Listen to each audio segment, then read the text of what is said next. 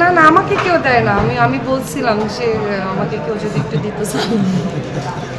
আর আমি যেহেতু বিজনেস করে আমার সবসময় মনে হয় কাউকে দেখলেই আমি মানে তাকে বলি কিছু করো, যেমন আমাদের মধ্যে আমাদের একটা ইভেন্ট কোম্পানি আছে যার নাম হচ্ছে শোস্টপার, আপনারা অনেকে জানেন।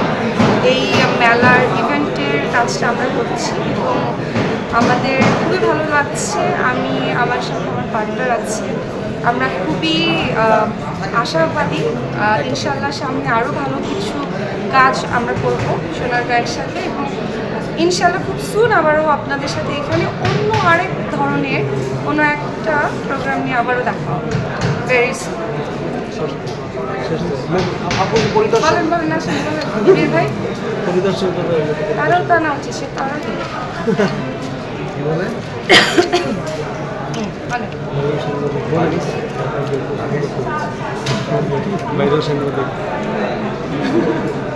তোমার খেলা যাচ্ছে তো আমাদের ইচ্ছে ঠিক আছে।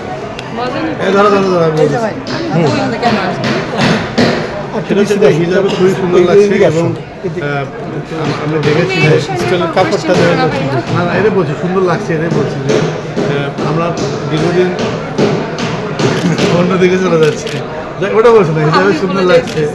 হ্যাঁ আচ্ছা সেটা হচ্ছে যে এই যে হিজাবের পরে দেখলাম যে ওনার আরও কাজ বেড়ে যাচ্ছে, অনেক মহিলাকে দেখছি যে হিজাব ছেড়ে ধ্বংস হয়ে গেছে, সেখানে নাউজুবিল্লাহ মিন যালিক এটা কে বলে যে হিজাব করলে নারীরা ধ্বংস হয়ে যায়? না হিজাব ছেড়ে এখন আপনি কোনো জিনিস যদি একটা আমি তো বলেছি এখন আমার এই লিবাস নিয়ে আসলে কথা বলতে বলতে টায়ার্ড, আমার ভালো লাগছে, আমি ক্যারি করছি। আমি এটা রমজান থেকে না, আপনারা আমাকে রমজানের আগে থেকে এভাবেই দেখছেন, আমি ইনশাল্লাহ এটাকে ক্যারি করে যেতে চাই। কিন্তু কাজ আমার কাজের জায়গায় আছে, যাদের আমি বারবার বলেছি যাদের আমার চুল দেখতে ইচ্ছা করে তারা ইউটিউবে গিয়ে আমার নাটক দেখে নেবে। ঈদে আমার অনেকগুলো কাজ এসছে এবং পার্সোনালি আসলে এতগুলো মানুষের মধ্যে আপনারাই বলেন আমি একটা মানুষ এরকম মানে একটু আমার ভালো লাগে নাই আসলে, আমি জন্য আসি এটা নিয়ে অনেক সুন্দর হচ্ছে। কখনো কি আবার নাটকে কখনো ফিরবে কিনা? আমি নাটক করছি সেখানে আসলে তো সেখানে তো হিসাবে না নাটকের জায়গাটা হচ্ছে কি শুনেন এক একজনের এক একটা জায়গা থাকে, আমি এই জায়গাটাতে একদম ছোটোবেলা থেকে ওটা আমার ফ্যামিলি, শুটিং যখন আমি করি ওটা আমার ফ্যামিলি, তো ওই জায়গাটা একদমই আলাদা। শুটিংয়ের বাইরে আসলে আমি মানে বের হচ্ছি না, আমি ডিসেম্বর থেকে আসলে ফিল্ম নেই আর ইচ্ছা নেই। ঈদের ধামাকা বেশ কিছু নাটক আসছে দেখবেন, আমি আসলে কোনো কিছু আপলোড করছি না বা করতে পারছি না, আমি একটু আমাদের শোস্টপার নিয়ে ব্যস্ত। আমার ঈদের কাজও করা হয়নি কারণ আমাদের এই ইভেন্টের কাজটাও করতে হয়েছে, আবার আমাদের শোস্টপার থেকে পহেলা বৈশাখেও একটা আমাদের বৈশাখী উৎসব আছে, সো এটা নিয়েও আমাদের বসা হচ্ছে। এখন হয়ে গেছে মানে এন্টারপ্রেনার, তো তার জন্য দোয়া করবেন। আস্তে আস্তে ওগুলো চাই এটা যে মিডিয়াতে সে কাজ কম করে আসলে সে ব্যবসায়ী বেশি মন দিতে চায়। আর আমার গুরু আমি ওকে বলছি ছোটবেলার বন্ধু, তো আমি তো অনেক বেশি আগে থেকে বিজনেসে ছিলাম, তো আমাদের ইচ্ছা ছিল যে আমরা জয়েন্ট ভেঞ্চারে কোনো কাজ করি, তো সবকিছু মিলাই দোয়া করবেন যেন। অহনার কাছে একদম শেষ প্রশ্ন আমার, সেটা হচ্ছে যে অহনার কাছে ভালোবাসার সংজ্ঞা কি? আমার কাছে ভালোবাসার সংজ্ঞা হচ্ছে যারা ভাই ভালোবাসা পাইছেন তারা লাকি, আমি পাই নাই, আমি আনলাকি, আমি জিরো, আর আমি পাইতে চাই না। ওই যে আমার বান্ধবী বলছে না পাইলে আরও লাকি। ওকে, সো আমার কাছে ভালোবাসার কোনো সংজ্ঞা নেই, আমার কাছে ভালোবাসার সংজ্ঞা হচ্ছে ডিসগাস্টিং আমার জন্য, বাকি সবার জন্য আলাদা।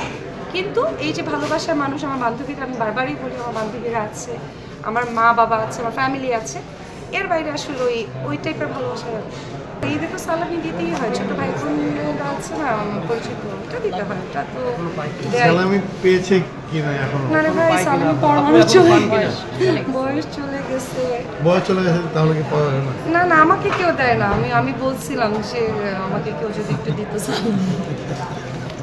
ঈদ আসলে মিস করি কি এই যে ও আমার 19 বছর আগের ফ্রেন্ড, আমরা অনেক পুরানো ফ্রেন্ড, আর আমাদের যেটা আছে দ্য শোস্টপার ওটা কিন্তু চেয়ারম্যানও প্রেসিডেন্ট, আমি সেক্রেটারি, সো আমরা দুজন মিলে প্ল্যান করে আমাদের আসলে নারী উদ্যোক্তা নিয়ে কাজ করা। সো ঈদটা যেমন আমরা আগে যেভাবে কাটাতাম, আমরা আসলে বাসায় থাকতাম না, আমরা রিক্সায়, ধানমন্ডিতে, টিএসসিতে মানে পাবলিক প্লেসগুলোতে যাওয়া হতো, তো এটা একটা আলাদা ফোন। এখন আসলে পাবলিক প্লেসগুলোতে ওভাবে যাওয়া হয় না, এইটা খুব মিস। যেহেতু বলছেন নারী উদ্যোক্তা, সেখানে সকল নারীদেরকে নতুন কোনো মেসেজ দিবেন কেন?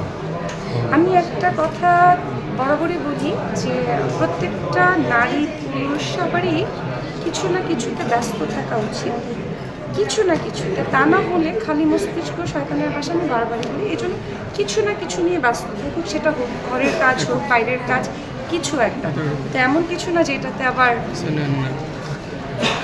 বারবার খালি আমাকে আমি কোন নিজেই বলে নিজেই বলে। আচ্ছা আপু, আপনার মাথায় কিভাবে আসলো যে অহনা রহমানকে আপনি নারী উদ্যোক্তা করবেন, এটা আপনার মাথায় আমি শাহিদা বলছি। আসলে না, আসলে আমরা তো অনেক ছোটবেলার বন্ধু, তো আমরা একটা সময় পরে তো যার যার সেক্টরে, ও অভিনয়ের সেক্টরে, আমি বিজনেস সেক্টরে আলাদা হয়ে যাওয়ার পরে, তারপর অনেক লং টাইম যাওয়ার পরে অহনা ইন্টারেস্টেড ছিল বিজনেসের ব্যাপারে। তখন আমি বললাম ওকে। আর আমরা আসলে এত বন্ধু প্রিয়, আমাদের পুরো টিমটাই হচ্ছে প্রায় 20 বছর আগের বন্ধু। তো তখন আমি যেহেতু বিজনেস করে, আমার সবসময় মনে হয় কাউকে দেখলেই আমি মানে তাকে বলি কিছু করো কিছু করো। যেমন আমাদের মধ্যে অনেক ফ্রেন্ড আছে যারা বাসায় থাকতো, হাউসওয়াইফ, বাচ্চা এখন একটু বড় হয়ে গেছে, ছোট আছে, কিন্তু তারা কিছু করে না। তো আমি তাদেরকে সবসময় বলি কিছু করো কিছু করো। আমি ওনাকে বললাম যে কেননা আমরা 20 বছরের বন্ধু, আমরা পুরো এই 20 বছরের পুরনো বন্ধুর টিম দিয়েই কেননা আমরা কাজ শুরু করি। এক একজনের এক এক সেক্টরে বেশ মেধা আছে। তো সব কিছু মিলেই আসলে আমার কাছে তো মানে অহনা তো আমার বেস্ট ফ্রেন্ড ছিল। মানে অহনা আমি তো এখন আছে।